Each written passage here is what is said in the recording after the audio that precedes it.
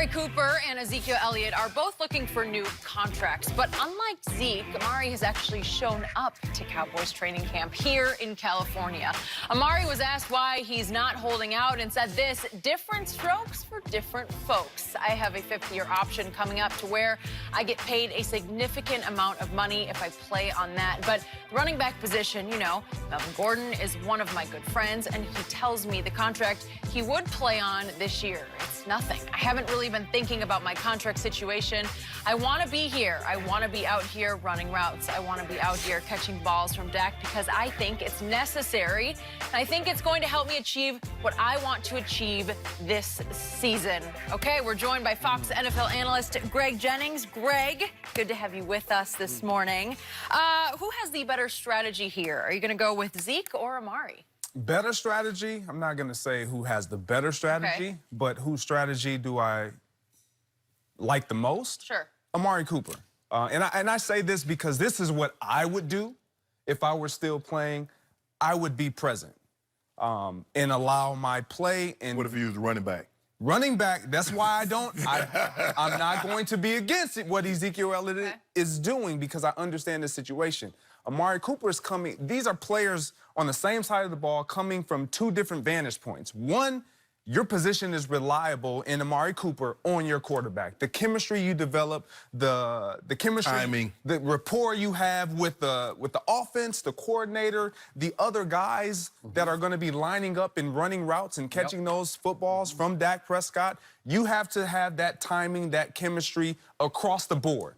Where you look at Ezekiel Elliott, and getting back to Amari Cooper, and he's the new kid on the block. This is his first training camp in Dallas. So I'm going to be there. I'm going to do what I know I need to do to make sure everything stays at ease. And plus, Jerry has already said, we're going to take care of Amari Cooper. Right. We're going to take care of all of our guys. We just don't know how we're going to do it.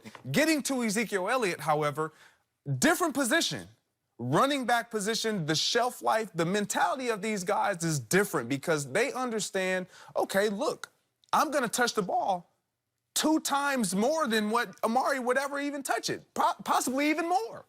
And so 3 times when he touch it, yes, double what he's going to be thrown in his direction. Exactly. And so when I look at that, I have to then say, I don't mind Ezekiel Elliott's stance because he feels I'm the reason why we've been so successful. Is that selfish? Some may say it is, but it's self-value. You have to take advantage of where you are. He's watching all these other running backs take advantage of their striking the iron while the iron is hot. The value of these running backs is high right now. He's one of the top 2 or 3 running backs in the league, so you have to honor him as such, as well as it doesn't take a running back as much timing to get a handoff from a quarterback. Yeah. It just doesn't. And so when I see this, I would totally side with Amari Cooper because that's who I am as a person, as an individual, as a teammate. I wouldn't want to distract. But at the same time, I respect what Ezekiel Elliott is doing because he's saying, you know what? I'm going to get it done this way.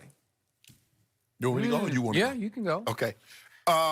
Amari Cooper hit the nail on the head. Different strokes for different players. Yes. For me, I look at Ezekiel Elliott, he understands. Skip, if Ezekiel Elliott comes to camp and he doesn't say a word, do you think the Cowboys will pay him without him making a noise? Absolutely not. I don't know about that. I do. Squeaky. I'm with you there. When was the last time a player, especially the running back, now, like you said, now this was an isolated incident with the Rams because the Rams didn't have to do what they did to Todd Gurley. Yes. They basically tore that thing up. But the way they do business, if everybody did business like that, Skip, you know what? This guy's been unbelievable. He's been all pro. He works hard. He shows up, blah, blah, blah. We're going to do all that. But that's not how teams operate. Especially running backs now. And it's not the team's fault, Skip. It's not the player's fault. It's the CBA's fault. Because you got 4 years, I got your service. I got a 5th-year option, and I get 2 years of franchise tag. So I got you for 7 years. Yes. At the number that I want. Yes. I can squeeze all this juice out of you. You ain't got nothing. You out here limping around. Nah, we good. And that's what the Steelers tried to do to Le'Veon Bell. He said, nah, I ain't gonna let y'all do that. Y'all put 400+ carries on me last year. You'll never get another 400 unless you give me what I want. Skip, the thing is, you look at Zeke is almost 1,000 carries. Let me ask you, he's 1,000 carries into his career. Do you think Amari Cooper's taking 1,000 hits? Absolutely not.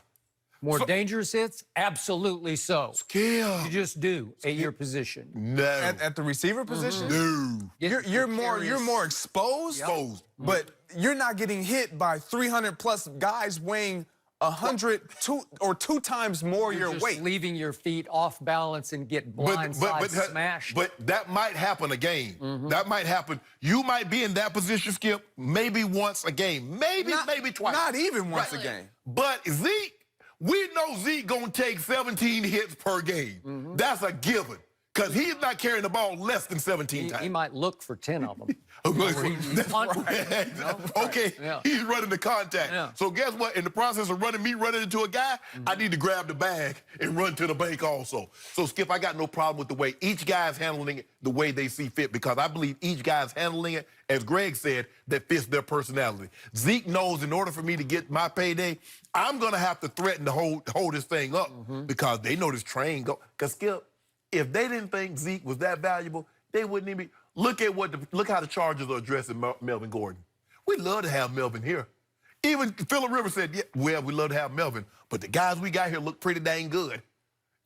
Hey, Lynn, who I play with, say, hey, we like Melvin and hopefully it gets taken care of, but we going on what we got. They know that train. Hey, if you want to ride, if Dallas Cowboys want to ride the train, I don't know if Amtrak goes to Miami.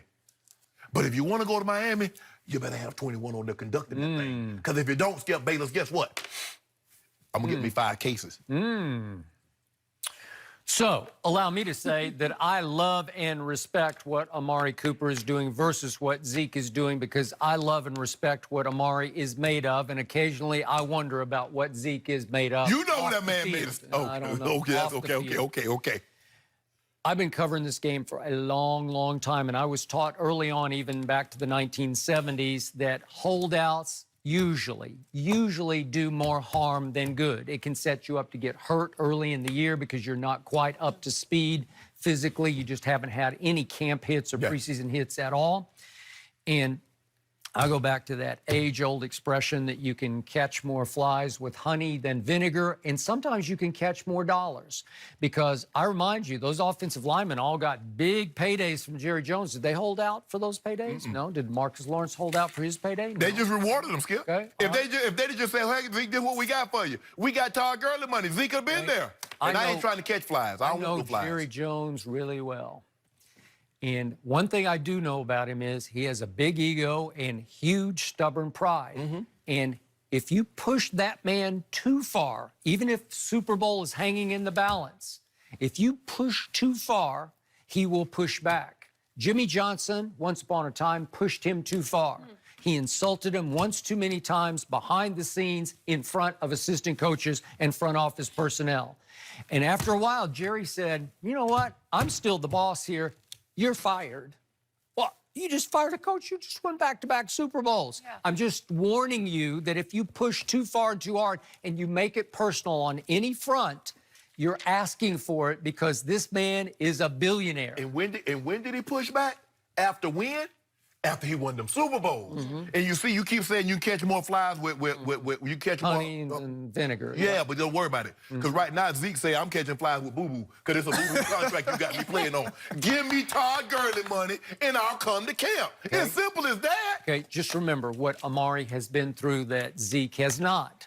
Amari got stuck in NFL hell for at least 1 year, almost 2 years, with John Gruden, who did not care for Amari for whatever reason, didn't like his motor. His personality, he don't have that fire and passion. He used to fire and passion guys. And I think Amari had a hard time getting up in the morning, getting ready to go to work. You had to go down there yelling and screaming. He went from NFL hell to Dak Prescott heaven, because they clicked and connected right away.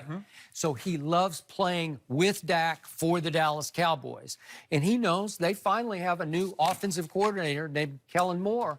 And he's putting in a whole lot of new motion and a whole lot of new college-style pass plays. Well, you better be there to figure, as you point out, that position, you better have wavelength with that quarterback. Yeah, and it's all Right? about time. And if he had been there with Amari Cooper, say 5, 6 years, see, that's why Julian Edelman, who's going to miss a lot of time. But Julian has played with Tom Brady for what, 7, 8 years. Yes. Yeah. So the rapport that It's already present. It's already present. They already know what each other's thinking. I think you're going to see a dramatically different Cowboy attack this year as opposed to Tom Brady's, which will look pretty much like Right, but the difference is that Amari only got 8 games of working with him. So now we get a training camp, because that's where the chemistry is found, Skip. I gotta build that trust with you in camp. So that's when we can, we can talk. Hey, run it like this. How's this guy playing me, Greg? Oh, he's over the top. Well, I'm gonna throw it like this. That's when you build that rapport. So come game time, what looks like second nature, you worked on this in camp. And Jerry Jones has been through this before with a guy by the name of Emmitt Smith, someone you covered, correct? A guy who pushed, and then he pushed too hard, and he finally alienated Jerry. He made him mad. Well, it worked because his teammates recognized, as well as Jerry recognized, how important he really was and how valuable he was to that team. He was it did not straw change that stirred that drink. It did not change their relationship. No. It didn't change the dynamic within that locker room. The guys still respected a young After Emmitt they Smith. lost that game the Monday night to the Washington Redskins, tell the people at home what Charles Haley do to that wall. No, it was Buffalo. But They lost to the Buffalo. Bills at home, 12-10. And it was the Monday night they opened up and lost to Washington. They did. What did- But it was after the Bills game. What'd he do? He took his helmet and flung it so hard against the wall, it crushed it. It indented it with a helmet. And this is the importance, this is the value and Ezekiel Elliott brings to the table. It's not just about him being selfish or wanting money. We understand that, but when you are going to take on the amount of responsibility that he takes on for this organization, for this offense, you owe it to him to say, you know what, let's at least talk about it. Let's meet you halfway. Let's come into camp. Let's talk through it. I'm not gonna get dressed. I'm not gonna get on the field. I don't begrudge Zeke trying to get top dollar, but if you go with the honey approach, if you go to camp, because he doesn't do much in camp anyway, but you're just with the fellas, you're out there every day in the hot sun, Jerry's hanging around, and you walk off the field with Jerry one day and you say, Jerry, I just need my money. And he puts his arm around you and he starts thinking, you know what? You deserve your money. Let's figure this thing out. That sounds real good. Hey, well, I'm telling you, it happens. It happens. And you know why? All you got to do, I'm just going to ask you, look at New Orleans and look at New England. When Todd Gurley wasn't doing Todd Gurley things, how that offense look? And when Todd Gurley did Todd Gurley thing, they had a top 2 offense. When Todd Gurley wasn't doing Todd Gurley, Jared Goff is still there. Did you see what C.J. Anderson did to my Dallas Cowboys? Where did he come from? Off his couch. Hey, did you see what Todd Gurley do? Yeah. Todd Gurley hit his head on the goalpost also. One time, and 35 yards. And he had 100+ yards. Okay, he did, but C.J. had 173 yards. And then what happened? And then what happened in New Orleans? What happened in Miami? I mean, against the Patriots. When Todd Gurley, they know. Skip, stop bull jiving the man and go ahead and get him. Teddy KGB say what? Pay that man. Money. Okay, we got to move on, guys. It's time to talk about Greg's old QB. Yep, Aaron it Rodgers sure is. actually overrated. We will discuss Will Greg all of talk that. about that?